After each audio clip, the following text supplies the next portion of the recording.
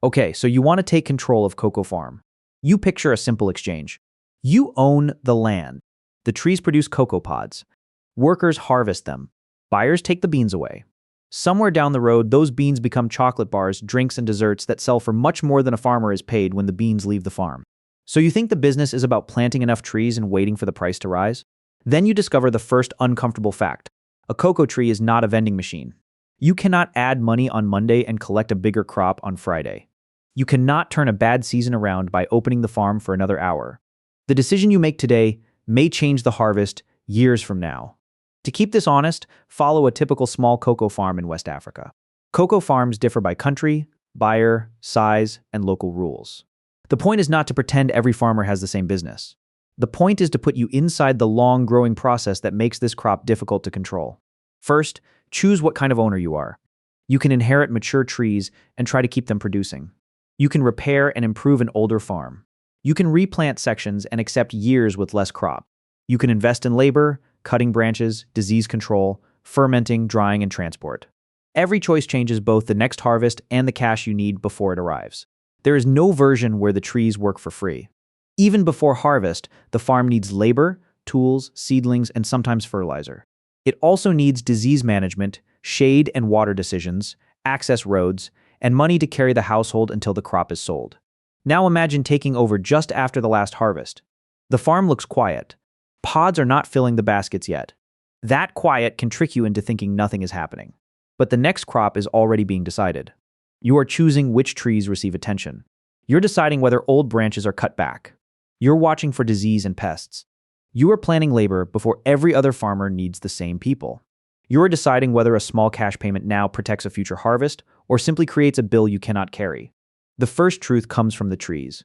Cocoa trees generally take about 3 to 5 years to start producing a crop, and they can live around 25 years with production falling later in life. Those are useful guideposts, not a promise for every variety or farm. The important part is the clock. Your farm is not a monthly subscription business. A mistake can sit in the orchard for years before the missing crop makes it visible. Now run one normal crop cycle. Workers move through the farm, looking for ripe pods. The pods are cut, opened, and handled so the beans can ferment and dry. The quality of that work after harvest affects what a buyer will accept. The beans are bagged, moved, weighed, and sold through whatever buying system applies to your country and location. Now make harvest day difficult. Rain arrives before the beans are dry. You can pay for more drying time, sell sooner at a lower quality, or hold the beans and risk needing cash before the buyer returns. The pods did not change value because the weather changed, but the timing of your choice can change the money that reaches the farm. The chocolate bar appears at the end of a much longer chain. That chain is where the owner's picture gets more complicated. The price you hear in the world market is not automatically the price you receive when the beans leave your farm. Transport, quality storage, loans, information, public rules, buyers, farmer groups, and middlemen all sit between the tree and the consumer. Between your farm and the buyer, roads quality checks, missing price information, and middlemen can all change what comes back to you. A price change in the world market does not reach every farm in the same way. So a higher chocolate price can be real while your farm income barely moves. That is not because the tree is lying. It is because you're not selling a chocolate bar. You're selling a crop at one point in a chain. Now look at the crop decision. Suppose an older group of trees is producing less. You can keep harvesting it because it is the only cash source you have today. You can cut and replant part of it, which may improve the future crop, but reduces the number of mature trees producing now. Or you can spend money and labor to repair and care for the old trees, hoping the improvement is worth the cost. The best long-term choice can be the worst short-term cash choice. Your hidden control point is how much cocoa each part of the farm can keep producing over several years. In plain words, how much useful cocoa can each group of trees give you while you're still paying to care for them? Now add pressure. Disease reduces the pods you can sell. A dry period changes flowering and harvest timing. Labor is expensive or unavailable when every nearby farm needs it. A road problem delays transport. The buyer offers a price that looks better than last year, but still does not cover the work and household needs attached to the crop. You can respond by pushing for more beans. But more beans are not the same as more money left for you if they require more labor, more supplies, or a sale at a weak price. You can respond by improving quality. That may open a better market. But it may require training, separate batches, careful notes, a special drying standard, and a buyer willing to pay more. You can respond by holding the crop. That may give you more time to talk with buyers, or it may create storage and cash timing problems.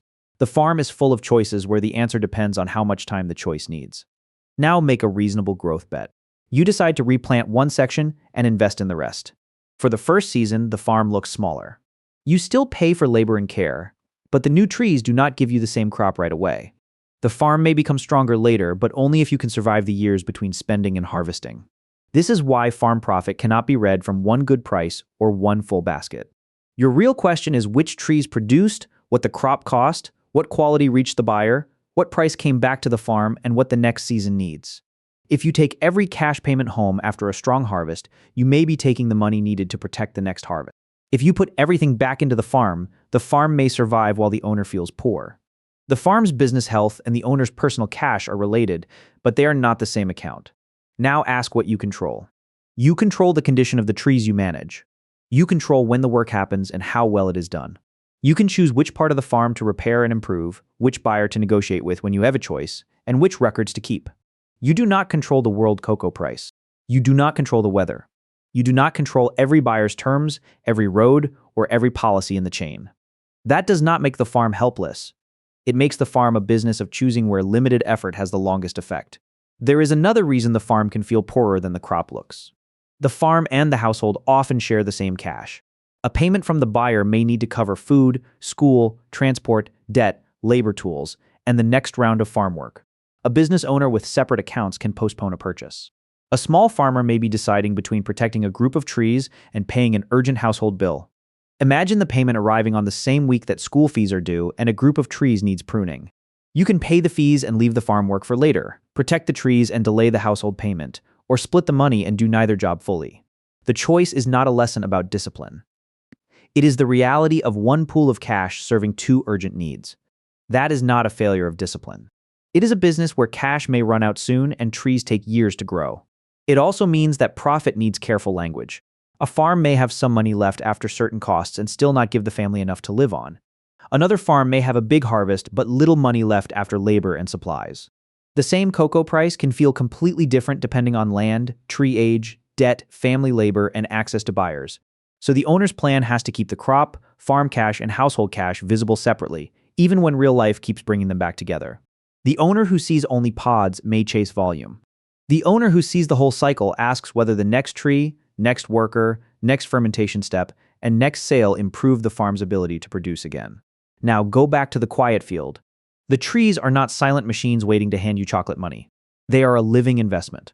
They need time, labor, care, and a market that lets some of the money from that work come back through the chain. You wanted to own a cocoa farm. What you really control is a process that takes years. Land becomes trees, trees become pods, pods become beans, beans become a sale, and that sale has to fund the next cycle before you can call the money yours. The owner's payoff is not the highest price anyone saw on the news. It is the amount left after the farm can protect its producing trees, pay for the next season, survive ordinary problems, and still give the owner a payoff. The trees make the crop slowly. Your decisions make the farm's future even more slowly.